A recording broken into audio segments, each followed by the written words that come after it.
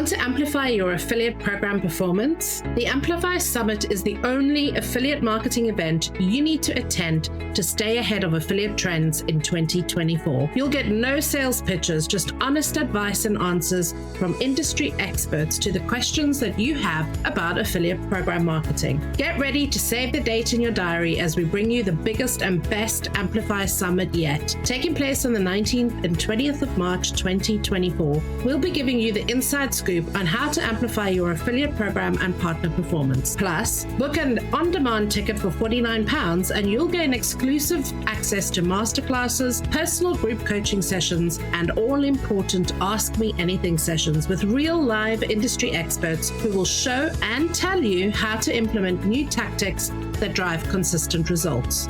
Get your ticket to join us at Amplify now. Visit affiversemedia.com and click the button marked Amplify Summit to register.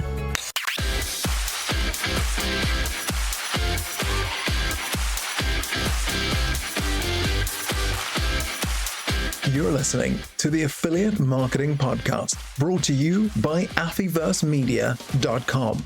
The chapter and verse of everything you need to know about running a successful affiliate program for your business.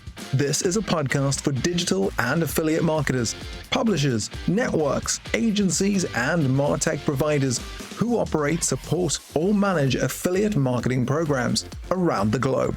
If you want to launch, scale, and grow a successful affiliate marketing program, you're in the right place. In this podcast, you'll learn how affiliate and partner marketing is constantly changing, and tune in to industry experts who are getting behind our mic to share tactical insights and practical knowledge to help your affiliate program grow. Here you'll discover what's new and trending in affiliate and performance marketing, how to run your affiliate program successfully, and gain industry insights from experts and practitioners from around the globe.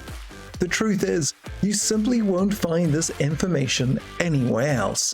Now here's your award-winning affiliate and performance marketing host, an industry veteran, your affiliate marketing guide, and the founder of Affiverse, Leanne Johnston. Hello and welcome to the Affiliate Marketing Podcast with me, your host, Leanne Johnston. I had a brief break last week, leaving the podcast mic in Leanna's capable hands. Now, in case you haven't met her, Leanna heads up our agency team, and she hosted a really special Christmas episode in my absence. Never one to leave good content sitting in the editing room floor, she dug out an interview that she'd hosted with Impact.com's Todd Crawford for your listening pleasure. If you haven't listened to it yet, head back a week and do the download to tune in. It really was an insightful episode, and I wouldn't want you to miss it. Now, this week, I wanted to bring you my favorite clips from this season's guests because it seems such a good way to wrap up the season and the year too, as we look forward to 2024 in just a few days' time. Now, if you know me, you'll know that I always aim to bring you the most current, insightful content in the affiliate marketing industry. And I firmly think that this season we did a great job in doing just that. We certainly did it by the look of the stats, as we've just rolled into the top 25% of podcasts worldwide, according to Buzzsprout, and have been listened to in over 116 countries this year alone. So if you're liking the podcast, give us a 5-star review. Get in touch with me and tell me what you want to learn more about and how I can help you to do that in 2024. Thank you so much for listening and joining us each week. It really does mean the world to us. Let's get on with unwrapping this season and bringing you the best of each episode to review. Season 14 had to cover the hottest topic that we discussed this year, and that is AI. In this first episode, we invited Jasper.ai's head of partner marketing, Alet Bidricki, to talk about the impact of AI tools like his in affiliate marketing and to learn a little bit more about how to leverage them in your affiliate program to sustain growth. AI's human-like capability can write content as well as its ability to save time in an industry that's relying on human connections and manual tasks to service long-term partnerships was a hot topic too. In this clip, we hear what Jasper.ai, the first generative AI platform, are focusing on in terms of simplifying content creation. So our pivot was more towards marketing teams. So if you look at ChatGPT or some of the others in the space that just focus on copywriting, we've really pivoted heavy into the idea of focusing on marketers and marketing teams. So solving for their specific use cases. So whereas like a generative AI copywriting tool might help you make more content, what we care about is not just more content, but more effective content, because marketers care about not just, producing great content, but also making sure it performs well, learning from that and continue doing it. That's where we're kind of going and how we differentiate ourselves in the AI space. So that must be one of the biggest reasons, or one of the biggest areas that you think AI is going to disrupt the way that we market to customers and also to our affiliates, because content is a big part of everything that we do in performance marketing, whether it's working with traditional kind of SEO type or blogger type affiliates, or even right now into the kind of influencer and creator economy. So what do you think AI is about to disrupt in this particular space, both for the customer's benefit in terms of the end user that receives this content and the partners themselves? So I think AI has drastically lowered the barrier to getting content shipped, at least as it pertains to generative AI and creating content. So I think with that, and we're already starting to see it, you're just going to see a ton of content proliferation. There's just going to be so much more out there right now. And I think it's going to be more important than ever for those who are producing content with the intention of having that content lead to a business outcome, to one, stay ahead of where the SERPs are going in terms of how they're going to be, grading that content that's published on the web to ensure it's ranking correctly. And then two, making sure that they are producing content in such a way that appeases with those guidelines. We're already starting to see it with how Google is starting to introduce generative AI into their search mix. They're starting to favor, more novel, original ideas. And they're trying to combat this probably incoming wave of crap content, right? Because people are getting in, using these tools and saying, hey, now it takes me 1/10 of the time to create 2 times as much content as before.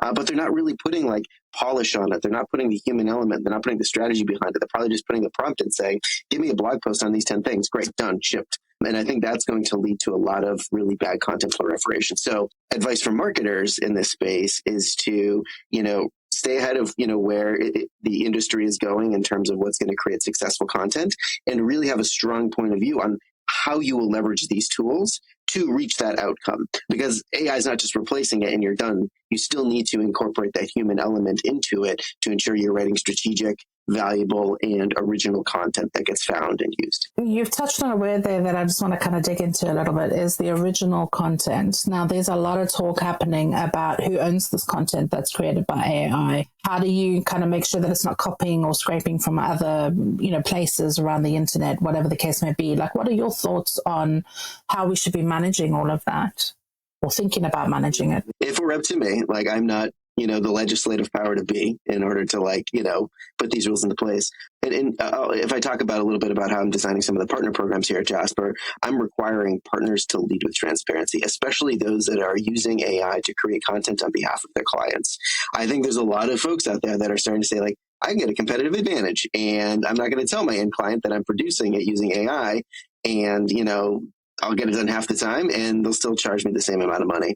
I think it's more important right now, especially as AI tools are taking off, to be very transparent about its usage and upfront, especially when you're serving a client.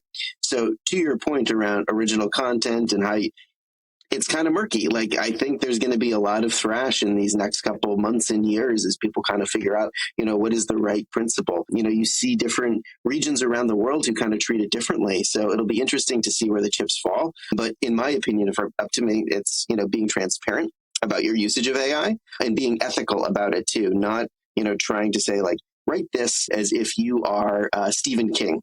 Right? Not trying to blatantly rip off somebody because of it. So that's generally my stance. I can't enact the laws, but I generally think that AI should be looked at as a tool and not a replacement or a means to copy something else entirely. In this clip, we brought back onto the lineup for the Affiliate Marketing Podcast a previous guest and affiliate personality Kevin Edwards, who is now the director of the Affiliate Performance Marketing Association, or the APMA, to talk about what people in the industry wanted from a governing body and discuss the items that the body will seek to represent and address in the coming year.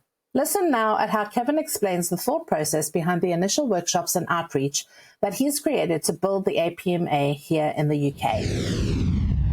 We asked people to come along with ideas. What would you want a trade body to do? What could we do that would benefit you, your business, and your customers? And we aggregated all of the feedback from that, and then we kind of clustered those thematically, and then we voted on them anonymously, which I think was important. And what emerged from that, what we effectively took was sort of like the 3 or 4 core things that came through from each of those sessions. So we had 4 of those sessions. Now, invariably, there was going to be crossover, right? So I know training's very close to your heart. Actually, training came through quite strongly from the agency one, probably more strongly than the other workshops.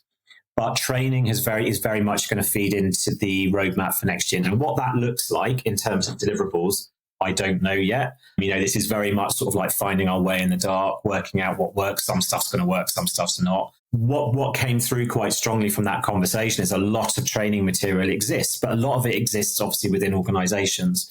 So if we have all of this great content that's out there, why not try and collate that into some sort of overarching training module? Can we build accreditation? Also, what does training mean? Training to a new starter is different to us going out and trying to train the market, or us going out to universities and colleges and saying, can we build an affiliate marketing training module? One of the things that I was very aware of working network side, which I don't think people really pay enough attention to, is trying to put yourselves in the shoes of maybe a more junior account manager client side who has maybe been given affiliate because nobody else wants it or knows what to do with it. Obviously, the core advocate for that, but they kind of feel fairly sort of cast adrift and they don't feel that they have support. So one of the things that I'd love to do is us to get to a stage where we're arming that person with all of the collateral they need to be able to go and make a really strong business case for ongoing investment within their businesses. And that might be us coming in and presenting to their brand. That might be us saying to them, what collateral do you need? Do you need like a really kind of dummy's guide to tracking, a dummy's guide to affiliate? Is it that we come in and present to your CMO or your CEO? All of these things. So there's a ton of discovery that we need to do specifically just around that one topic, right? We could just focus exclusively on that. But it does go to the heart of really what a trade body should be. So at the moment, I'm speaking to some brands, and I've just been speaking to a really big telco client, and some of their feedback was trade bodies typically do one of 2 things. It's either you're kind of trying to raise standards, professionalize, or you're going out and kind of advocating for your industry to external audiences. And they kind of said, which is it? And I said, well, to be honest, bit of both. And other things as well. And really, if I had a team of 5-10 people, we could do all of those things, but we're going to have to be very, very selective about not spreading ourselves too thinly to ensure that we deliver effective projects next year. Training will be one of them. I think we'll definitely do something around tracking. Tracking is one of those topics that now it's not just an affiliate topic. For me, it's like a bit of an existential topic that if we don't really go out and hammer home the importance of good, viable tracking, then we're at real risk of potentially the channel shrinking just because we're leaving money more and more money on the table as kind of additional restrictions come in or different technology changes come in. In the 3rd episode of this season, I was joined by the lovely Naomi Barton, Portfolio Director for Clarion Gaming, the people behind events like IGB Affiliate, ASW, and Traffic and Conversion Summit. Event attendance has grown year on year in an industry where human connection and trust are key to building good relationship. A big part of where relationships start is by networking and having face-to-face interactions in person at both events and virtual events. Being in charge of such a massive event and multiple teams that come together to create them can be a little bit daunting, especially in this fast-paced industry. But Naomi takes it all in her stride and shares her tactics on leadership and effective management in the hopes that more talent can step up and step into and become beacons in this industry. Listen now to hear some of the really great advice that Naomi has shared for future leaders. What are some of the tips that you can give to young affiliate managers coming into this industry who may be feeling a little bit, not scared, but overwhelmed by, the sheer fact that there are a few in a mass of many when they walk into an 8,000 strong conference? What are some of the pieces of advice that you can give to women who are looking to get into leadership roles and actually take, the next generation along with them? I think, first of all, know that you deserve to be there, that you deserve your seat at the table, you deserve your voice. When I look back at what I was like, I love that the hunger and the energy that young people have coming into a market. You can feel it, you can see it. I think not being afraid to ask questions, and no question. I still say it now in most of the meetings that I run.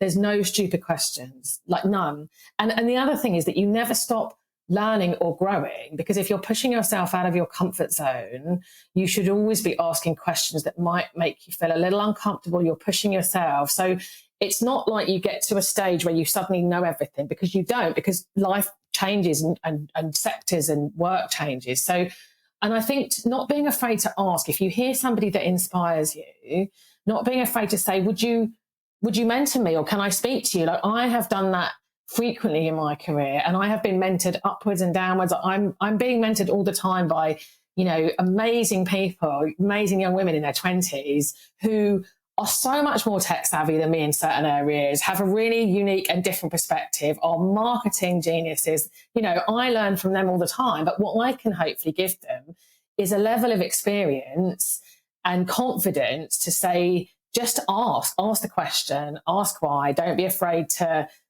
make your mark, and don't be afraid to fail, which I know is quite a sort of cliche thing to say, but I used to really take failure quite personally. I felt like if I got it wrong, I really used to take it personally. And I've had to really learn that it just doesn't matter, and you only learn from failure. And all the things that you think sometimes you hear when you're younger, all the memes, they're true. You only really do learn if you mess something up. But also the world doesn't cave in if you said something silly. It doesn't. So learning to have a slightly less sort of, it's not personal. I wrote that on my fridge really early on in my career. It's just not personal. No one's out to sort of trip you up or mess you up. It's just ask the questions and be wholehearted. Don't be afraid. So there's 3 things I took from that, because it was quite a good leadership speech really for women coming into this industry. The first thing is, you already have a seat at the table. By being here, you are already here. So there's nothing that you need to prove to anybody, and there's nothing that you need to do other than continue your own personal development and learnings. Because guess what, guys? As you heard from Naomi, she's learning still, even though she's been running these huge events for many, many years. I'm learning still, even though I'm running multi-million-dollar affiliate programs all around the world. Your learning never stops in this industry, and you have to be okay with that. If you're going to come into this industry and you're going to want to build your career, you need to be okay with the fact that you're going to be a continual student and you're going to have to keep learning. The second thing that you need to be okay with, which Naomi said, is you need to be okay making mistakes. Because guess what? You're going to make them, and you can't be perfect all the time. And when you make those mistakes, that's when you learn from them. In the next episode, we brought you a 2-parter featuring Declan Dunn, a true OG, and much like myself, there isn't much that he hasn't seen in the years that he's been working in affiliate marketing. However, that's not to say that we both aren't continuously learning. Declan has seen some of the biggest names in the industry being born and witnessed how the core of relationship building and knowledge of data has remained key aspects to success even today. Affiliate marketing was hard at the inception. We were all learning as we were going along, and it still remains a very competitive industry that we're working in today. We have always had to be ready for the changes that come our way and learn from one another. What has remained is making authentic, personable connections with partners. So listen in to this next clip where we talk about outreach and remaining authentic in your affiliate program and recruitment activity. One of the biggest pet peeves is not realizing that this channel is about communication. And so it's really easy to sit down, write a quick sequence, put it into your CRM, what have you, and let it go. That's just, I'm saying that's what we used to do because we didn't have anything you have today. And so we used to have to use persuasion because we used to try to control you. And I want to say this is where I surrendered to it, because what I hate with managers is that a lot of them, and they come out, I just totally feel this. It is really a hard job. Okay. My gosh, you've got to perform, and then you perform, and that performance becomes the standard metric. It's just this grind. So instead of making it a grind, just don't pound people. Start realizing that you can have a couple of pre-written messages at the beginning, but your goal is to get a response. So remember that your goal is to open a channel of communication, not to close the affiliate deal right away. We always talk about call to action. We do. We talk a lot about call to action and having that relevant, but the call to action is actually the connection. And that's what I want you guys to listen to what Declan's saying is it's not about that six, and I've seen some great funnels. I mean, I've seen some awesome onboarding funnels when I join affiliate programs and, when we sketch out what's happening in the industry compared to our competitors and et cetera, et cetera. And there's a place for funnels. We're not saying don't do it, but what we are saying is don't get into the trap of set and forget and expecting somebody to, fall out the bottom of that funnel and be your new best friend, because they haven't had that human interaction with you yet. And they haven't had that opportunity to have a conversation. Some of the best deals that you and I have probably ever made in this industry are the ones that happen at 2:00 in the morning at the top of, a Sky Bar somewhere after you've had a long day at a conference and you're the last people to remain. Like, those are when connections happen and when you actually make the best business deals. And it sounds great. I mean, it sounds like life's a party in the affiliate industry, but it is also very, very hard work. No, you made a great point, though. Funnels are great once they know you and you're onboarding them. That's the other thing. Managers will close the deal, and then it's like, okay, good luck, go to work. That's when you got to get the affiliate to actually do something, and giving them a sequence there is brilliant. See, they know you, though. Okay, so now you're not trying to open the door is open. Guide me how to do it and to actually get them to take action, because that is part 2 of getting them to take the next step. So I don't say that you don't automate. I think that automation is really brilliant, but it's that upfront opening the door, being able to get in there. And my pet peeve is, for me, I'm a media buyer as well as a performance marketer. And I always looked at affiliate marketing as an ad buy. And this sounds really weird, but I am literally buying somebody's time for a specific performance. And if that doesn't go, that's why I look at my numbers and say, okay, if I was to spend this money, which would probably cost a lot more and it's a different audience, here's what I would expect. Here's my conversion when I know them. But when I do that, then I look at their numbers. If I watch the conversion going, I might prompt them and say, hey, could we do something? Could we do a special piece of content, a coupon, a discount, if they're into that kind of deals? Is there something I can do for you? Reaching out proactively, because I want your conversion to go up. And to do that, I need to be in front of your traffic in a way that might be better. Can I do this in a very supportive way? So what happens is you become the intelligence. And if you leave it up to the affiliate, and by the way, there's some who are so freaking brilliant that I don't need to do this too, right? I listen to them and go, yeah, okay, I'll leave you alone, right? That's cool. But some of them really need not only a push, but if their numbers aren't right, if you're not getting impressions, how can I get you to do this? And I've had some great programs actually do this with me and work with me on this, going, hey, we got a new product coming out. Can we give you a special promotion, not necessarily even a coupon, but a special angle, content, something that we can do together? What that shows is not only that you care, but you got to consider an affiliate. Once they sign up, you just planted the seed in the garden. And you need a little water, you need a little sunlight, and hopefully your soil's got some rich stuff and compost and things in it that's going to help it grow. So far, we have heard that making connections and building relationships and partnerships go hand in hand. We invited Ryan Klezat from BrandSwap to talk to us about brand-to-brand partnerships and how his new venture, Building Brands Together, can help build B2B partnerships easier. Let's listen in to Ryan on this next clip, where he explains what BrandSwap aims to accomplish. So BrandSwap is a plug-and-play brand partnerships platform which allows any advertiser or retailer to partner with each other and place rewards and advertisements on each other's checkout. So we call it checkout marketing, and we're building a marketplace for that to make it really easy for both sides of the value chain to work with each other. And the plug-and-play thing is really important, though, because I think that's the issue that hasn't really been solved. It's just making it take 5 or 10 minutes, be really seamless and really quick to find the right partners. But in terms of, so my mission is plug and play, make it really quick and easy, but also make it more personalized and more relevant as well. So I feel for the consumers that they also need increased relevance, and they don't want an awkward brand-to-brand experience that just doesn't feel right, or it doesn't feel to have brand parity, and they want it to be, convenient, a very short journey to purchase. So I think a lot of it is around the consumer expects relevance and convenience. And so if you can't deliver that with a brand partnership, then I don't think it's going to work. So my kind of long-term North Star that I'm working towards is through making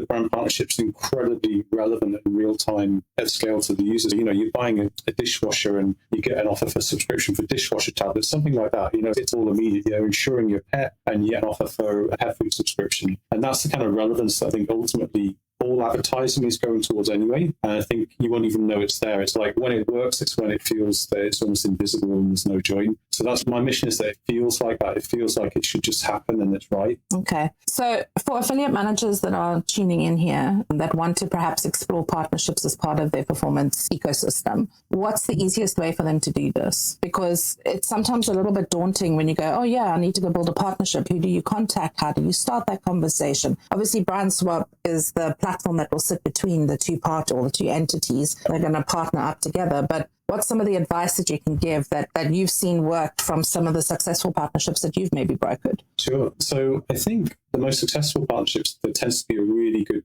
parity of brand values. So I think really understanding that the partners have the same values as this. And I'll give you an example. What we often find is that all the B Corp people that have ethical or environmental products, you know, do not want to be seen with someone that has any issue of being seen as not B Corp. So essentially their values are the same, and that can happen on many different levels. So I feel that that parity is really strong. The other thing as well is that if they are going to do brand-to-brand partnerships, there has to be a really clear value to the customer and a very strong incentive to the customer to participate. It can't just be an offer that they see anywhere else, or, you know, they see on another publisher, or it's business as usual. So I feel like both sides of the partnership need to go a little bit further to give some extra value or reward to the customer. Otherwise, they're slightly missing out on the value exchange. So there's two sides of it. So you're either a host or you're an advertiser. But if you're hosting different advertisers, then thinking really carefully about the value proposition of the advertiser, because some advertisers aren't easily understood what they do. So they might be understood within a niche. So let's say you're in a really small niche, then it's fine to offer an advertiser from another niche on your site, a smaller one, because people will understand naturally what it does. But I think when you're offering advertisers where it's more generic, I think you need a really strong advertiser that has a decent, strong brand presence, right? Because otherwise they can get a little bit lost, you know, and then you start to interrupt the consumer journey, because it's like, what is this brand, what they do, you know, and you try and think about it. So I feel it has to be something that the value proposition is so clear. You know, it's 3 months of, you know, Audible or Disney or something where everybody knows what it stands for. I think is really strong, unless they're in a niche and they truly understand that value proposition because they're in a certain audience. But in terms of the actual getting the whole thing together, I think strong execution is really good as well. When both of the brands are together, it needs to look really native, really natural and professional, and so that both brands almost feel like they belong together. In this last clip, we hear from Simon Kingsnorth, the author of Digital Marketing Strategy, an Integrated Approach to Online Marketing. Simon tells us what strategy is and how to apply it to affiliate marketing, from thinking of ideas to actual execution. Having a clear goal of what you want to achieve and the means by how to achieve them will pay off later and give you better use of your time and more positive results. Tune into this last clip as Simon explains what strategy is and how you can implement it in your program successfully. I think, to be honest, strategy can be a bit of a dirty word. I think people often think of strategy as someone who's doing strategy is sitting around producing lots of PowerPoints that never really mean anything or go anywhere. And I've been in those organizations, by the way. I have been in a company where there was an entire strategy department of about 25 people. They spent the entire year producing PowerPoint presentations and presenting them to people, and nothing came out of any of it. So nice job if you can get it. But I find that most people and most businesses are on a scale of strategy at one end and execution at the other, right? And some are very heavily focused on the thinking and the talking and the PowerPoints and not really getting a lot done. And others are at the other end of lots and lots of running around and doing stuff, but without really thinking about what you're doing, which causes a lot of frustration, a lot of wasted money, a lot of wasted effort. And of course, as with most things in life, the sweet spot is in the middle, where, you know, you need to go out there, you need to have a strategy, you need to say, where are we actually trying to go here? What is it we're actually trying to achieve? And how is that different to the other people out there that are doing the same thing? Because I guarantee you there'll be other people doing the same thing. In fact, I was talking to a member of my team yesterday who went to Web Summit in Portugal a couple of weeks ago, and she said there was a business there that was talking about how they were changing the world with AI, and there's a very specific proposition around what they were doing with AI. And the next 4 booths, were also saying they were unique and changing the world with AI. So all of them thought they were doing something completely unique and wonderful, and they hadn't actually stopped to look at the market and say, actually, we're not unique, right? So we need to find a position that makes us different. There will be other people in the market doing that. And you need to say, so what are we authentically doing? What are we doing to change the world? What's our goal over the next 5-10 years? What's our vision? And how is that different? And how are we going to specifically deliver on that? So taking it from that, this is where we want to be, actually moving it along that line and this is how we're actually going to deliver it. So it's ultimately what you end up delivering is feeding into your strategy rather than just running around doing a load of stuff.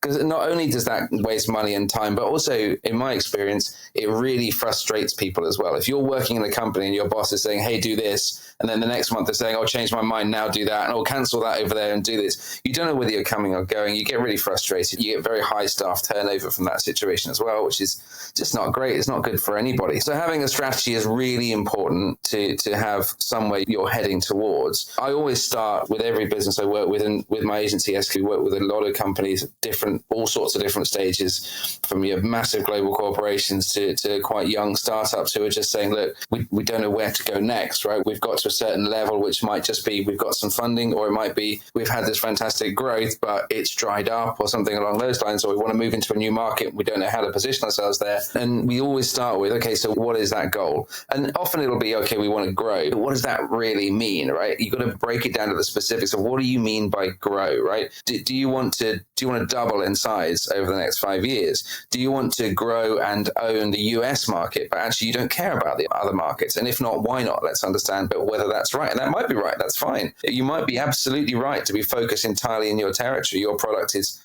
highly relevant to your audience there, or they're just going to understand it better or be better placed to buy it from you than someone in another country. So absolutely, push that market as hard as you can first. But it's important really to interrogate that question very hard at the beginning of what is it we're actually trying to do here over the next few years, and how is that different to anyone else? And that's a wrap for season 14, as we've given you the highlights and unwrapped it for your pleasure. I really hope that you enjoy listening to our guests, and most of all, that you have learned one or two new things in this ever-changing industry. In this holiday period, take the time to wind down, sit back and really reflect on what you will want to achieve for the coming year. Let's get strategic on where and how you'll be focusing your effort to grow your partnerships in 2024.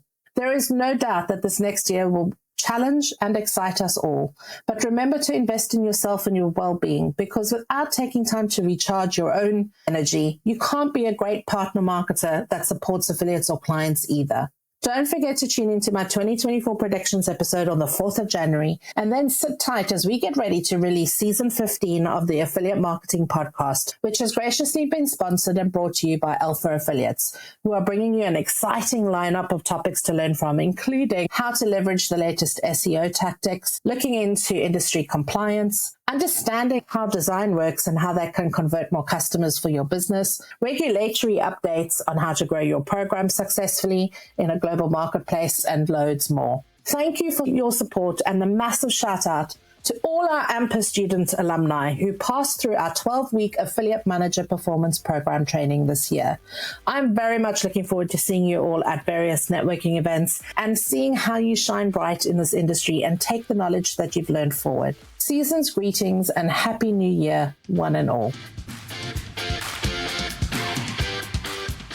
This week's Affiliate Marketing Podcast is brought to you by AMP. The Affiliate Manager Performance Program is designed for ambitious affiliate program managers working at brands, agencies, or networks who want to scale their affiliate program and improve their partner performance. We've trained hundreds of affiliate managers from companies like Microsoft, Omnisend, AstroPay, IQ Option, PokerStars, Betson, Oxylabs, ConvertKit, and more. We help them build consistent sales and trusted partnerships. Dedicate just 1 hour per week over a 12-week period. This affiliate management performance program is unlike any other. Learn proven tactics, tried and tested strategies, and access decades of experience with industry veterans who've launched, scaled, and grown multi-million-dollar affiliate programs around the world. Go to affiversemedia.com, hit the training menu, and book your seat on AMP for 2024.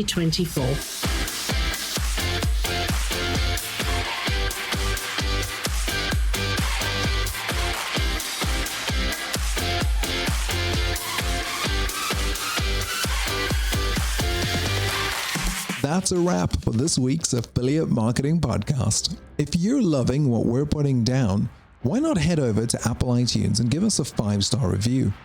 Make sure to subscribe to our podcast and our YouTube channel so you never miss another insightful episode or one of our free webinars ever again. Tune in next week for more digital affiliate marketing insights, trends, tips, and content to keep your affiliate and performance marketing fresh and your partners driving consistent sales.